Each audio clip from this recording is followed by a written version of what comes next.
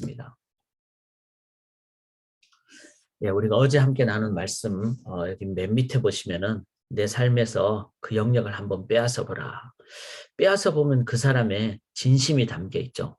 내 삶에서 내 자녀를 한번 빼앗아 보세요. 뭐 그렇게 되면 안 되지만 상상을 해봤을 때, 생각을 해봤을 때 그 어떤 부모가 그 상황을 그냥 쉽게 맞이하지 않겠죠. 목숨 걸고 자녀를 살리게 되겠죠. 그것은 한번 빼앗아 봤을 때 그 진심이 나옵니다. 그러면 뭐 자녀가 아니라 이제는 나의 삶에서 돈을 한번 빼앗아 보십시오. 내가 막 정신이 나가버린다면은 어쩌면 돈이라는 우상을 섬기고 있는 것이죠. 내 삶의 명예를 빼앗아 보십시오. 그런데 별로 나에게 참 큰 문제가 없다. 그러면 명예를 쫓는 삶이 아니라는 뜻이죠. 자, 그래서 한번 빼앗아 볼 필요가 있습니다. 그런데 예수님은 어떠셨습니까? 다른 사람들은 자기의 것이 다 빼앗겼을 때 다 어렵고 힘든데 예수님은 자기를 주셨습니다. 목숨을 바치셨습니다. 그러니까 자기의 목숨을 빼앗아서 우리에게 주셨죠.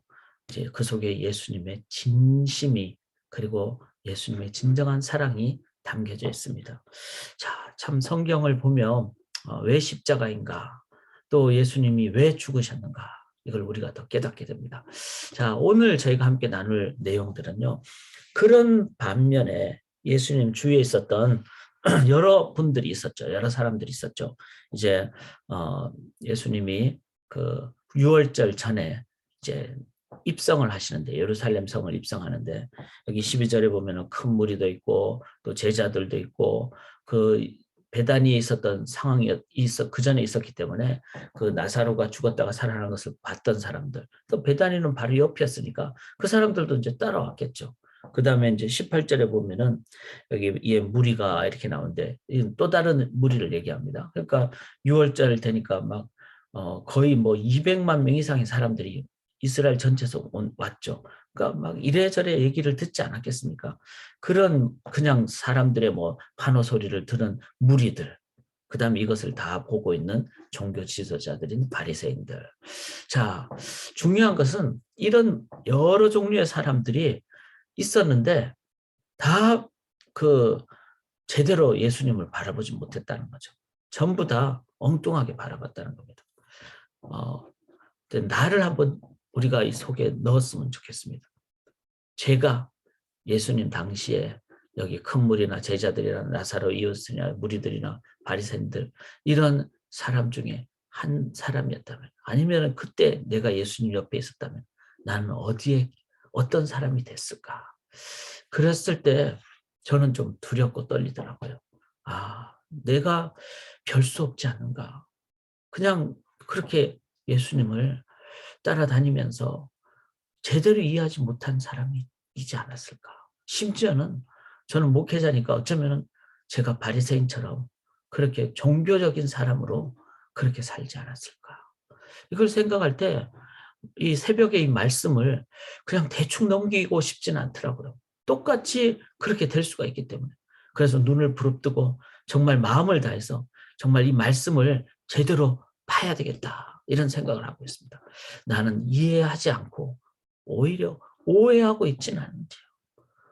주님에 대해서 오해하고 있고 신앙에 대해서 잘못 알고 있지는 않는지 한번 돌아보게 됩니다. 자, 조금 더 살펴보시면요. 12절 보시면은 그 이튿날에 명절에 온 큰 무리가 예수께서 예루살렘으로 오신다는 것을 듣고 자, 큰 무리니까 이제 6월절에 그 예루살렘으로 올라온 3대 절기 중에 하나니까. 그런데 그때 이 사람들이 온 이유가 뭘까요? 수천 년 동안 있었던 6월절에 대해서 그냥 자기 마음대로 정치적인 해방으로만 생각을 한. 그래서 이 상황에도 로마의 압제 속에 있었으니까 똑같이 이 모세가 정치적인 해방을 바로로부터 했듯이 혹시 그런 존재가 아닐까 예수님을. 그래서 13절에 호산나 찬송하리로다 주의 이름으로 오시는 이곳 이스라엘의 왕이시여. 이스라엘의 왕. 그들이 그냥 예수님을 왕으로 모셨던 것은 정치적인 경제적인 관점으로만. 만약에 우리도 똑같이 뭐 어떤 대통령 후보들이 다 요즘 그러더라고요. 주일 되면은 성경 들고 교회를 가고. 그런데 참 그런 모습이 평상시에 있었다면 그리고 대통령 된 다음에도 그렇게 신앙생활을 계속하지 않는다면은 그는 뭐죠? 표를 얻기 위한 모습일 수밖에 없는 것이죠. 또 경제적인 관점으로만 예수 믿으면은 나의 삶이 어떤 참 복이 만다는 그쪽으로만 생각을 하고 있다면은 실은 우리 삶에 오해적인 부분이 있는 것이죠. 16절에 보시면은 제자들이 있었습니다. 제자들은 이제 이렇게 하는 예수님의 어떤 그 입성을 보면서 처음에 이 일을 깨닫지 못하였다가 예수께서 영광을 얻으신 후에야 이것을 깨닫게 된. 즉 처음에 이 일을 깨닫지 못한 건 뭐죠? 예수님을 3년 동안이나 따라다녔지만 그들은 계속해서 어떤 예수님의 그 인도하심보다는 자신들의 관점으로만, 사람의 생각의 관점으로만, 그래서 예수님 따라다니면서 깊은 묵상이 아니라 자기 중심적으로 떡을 주시는 분, 기적을 일으켜 주시는 분, 그렇게만. 그런데 무려 3년 동안 따라다녔지만 깨닫지 못한 이런 부분이. 그래서 신앙생활이 어떤 연조에 관계없이 내가 지금 오늘 이 순간에 예수님을 제대로 이해하는가. 17절에 보시면은 나사로를 무덤에서 불러내어 죽은 자 가운데서 살리실 때 함께 있던 이 베다니에 살았던 사람들이죠. 함께 있던 무리가 증언을 했다 그랬습니다. 예수란 분은 죽은 자도 살리신 분이야. 그런데 이들이 여기까지 따라온 이유 중에 하나는 어떤 것일까요? 예수 따라가면은 나도 생명을 유지하겠구나. 죽었다가 살아나겠구나. 어쩌면은 죽었다가 살아나는 것은 기적이죠. 기적의 관점으로만, 기적의 관점으로만. 우리가 신앙생활 하면서 체험하는 것은 중요합니다. 그리고 경험하는 것도 중요하죠. 그 다음에 예수님의 놀라운 이적, 기적을 체험하는 것도 참으로 중요합니다. 그런데 기적에 머물러 있으면은 그거는 뭐죠? 내 중심적인 것이죠. 나를 위해서 기적을 베풀어주는 마술사로만 생각을 하는 거죠. 어쩌면 이 17절에 이 베다니아에서 왔던 사람들은 그런 모습의 측면도 우리가 다 완전하게는 이해하지 못하지만 그런 측면도 있지 않는가. 왜냐하면 이들이 예수님의 십자가 죽음까지 따라가지 않고 죽음의 어떤 상황이 됐을 때는 다 도망가 버렸잖아요. 따라가지를 못했습니다. 그것은 뭐죠? 그냥 기적의 관점으로만 그렇게 보는 신앙의 관점이 아니라.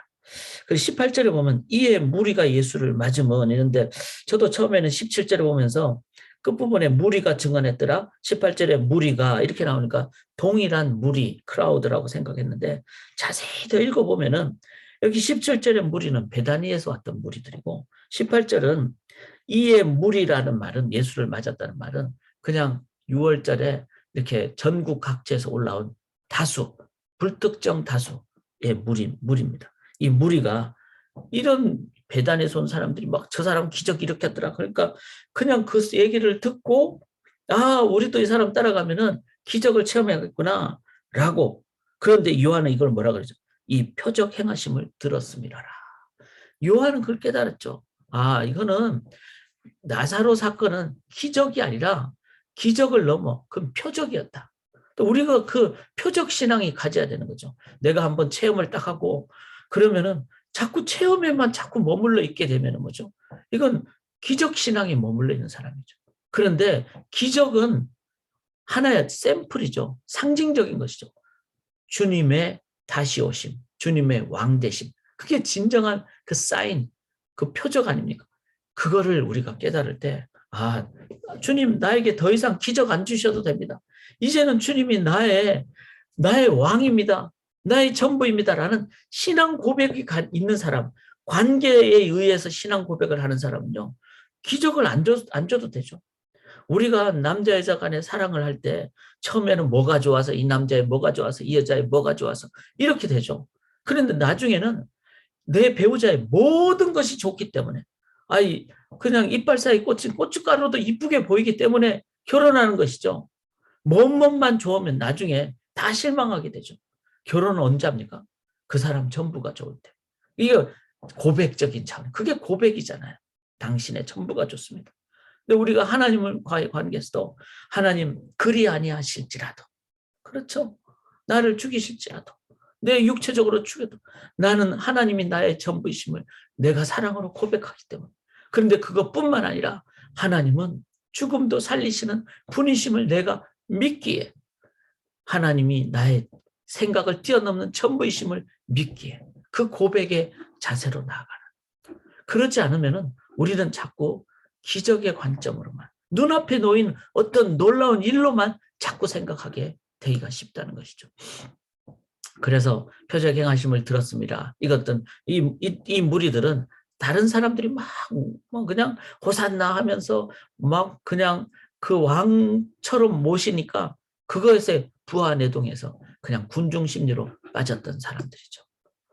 자, 여기 19절에 보면 바리새인들이 등장합니다. 바리새인들이 서로 말하되 볼지어다. 너희라는 말은 자기들끼리 하는 말이에요. 그러니까 우리들이 하는 일이 이제 쓸데없다. 온 세상이 그를 따른다. 자, 이 사람들은 계속 다수의 관점, 대중, 바리새인들이면은 성경으로 주님 하나님 중심으로 섬겨야 되는데 이건 다 가짜 신앙이죠. 말로만 뭐 하나님 이러고 속으로는 다 뭐죠? 이 사람들의 다수의 관점으로. 그래서 사람들이 지금 수많은 사람들이 이 예수를 자꾸 왕으로 막 하니까 우리 지금 하는 일 쓸데없다. 저 사람 죽이려고 하는 거 다 쓸데없다. 이렇게 서로 이제 낭망하는 그런 표현이죠. 참 이 짧은 본문이지만 여러 종류의 사람들이 나옵니다. 12절에 큰 무리들, 제자들, 3년이나 따랐던 기적을 봤던 나사렛 이웃들, 그리고 그냥 여러 막 뉴스만 듣고 막 그냥 그 뉴스가 다 정확하진 않잖아요. 그걸 듣고 그냥 부하내동하거나 아니면은 종교적인 행동만 한 사람들, 정말 신앙은 1도 없는 사람들, 이 바리새인들. 그런데 중요한 것은 저 자신을 한번 넣어봐야 된다고 저는 생각합니다. 제가 예수님 당시에 있었다면 어쩌면이 아니라 아마 백발백중 저는 이 사람들 중에 한 사람으로 지내지 않았을까. 그만큼 제가 그들을 비판하는 건 쉽지만 저 자신을 돌아보는 것은 정말 쉽지 않은 것 같습니다.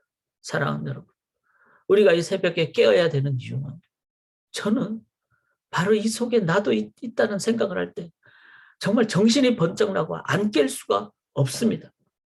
그러면 우리가 해야 될 일은 뭘까요? 저는 오늘 본문을 묵상하면서 이 구절이 보였습니다. 15절에 이는 기록된 바 시온 따라 두려워하지 말라. 보라 너희 왕이 나귀 새끼를 타고 오신다는 거. 이거는 스가랴 9장 9절이죠. 근데 그들도 이 스가랴 9장 9절을 알았을 겁니다. 그런데 16절에 제자들은 처음에 이 일을 깨닫지 못했다가 이 스가랴 9장 9절을 깨닫지 못하다가 예수께서 영광을 얻으신 후에, 이건 뭐죠? 부활하신 후에 성령으로 오셔서 성령에 의해서 이것이 예수께 대하여 기록된 것인가. 자, 2번 기록된 이 기록이 나옵니다. 이건 다 뭘 얘기합니까? 말씀입니다. 그때 당시에도 구약의 말씀이 있었고, 그러나 성령이 오셨을 때는 성령이 기록한 성령으로 말씀을 깨닫게 되고, 이제 제가 처음에 시작할 때 읽었던 그 요한복음 16장의 말씀, 성령으로 15장의 말씀, 14장 26절에 보혜사 곧 아버지께서 내 이름으로 보내신 성령, 그가 너에게 모든 것을 가르치고 내가 너에게 말한 모든 것을 생각나게 하리라. 요한복음 14장 26절의 말씀입니다. 이 말씀을 묵상을 하면서 하나님, 주님에 대한 내가 이런 다수의 사람이 아니라 주님을 제대로 깨닫게 되기 위해서는 말씀 붙잡아야 되겠다. 근데 그 말씀은 예수에 대해서 기록한 것이죠. 그 예수는 어떤 분이죠? 바로 예수가 그리스도라고 말씀하는 게 성경의 핵심이고 성령의 핵심입니다.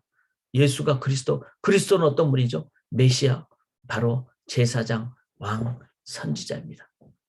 성령을 의지하며 오늘도 나아갈 때 우리는 제사장 되신 예수님 때문에 왕 되신 지성소로 들어가게 됩니다. 하나님 앞으로.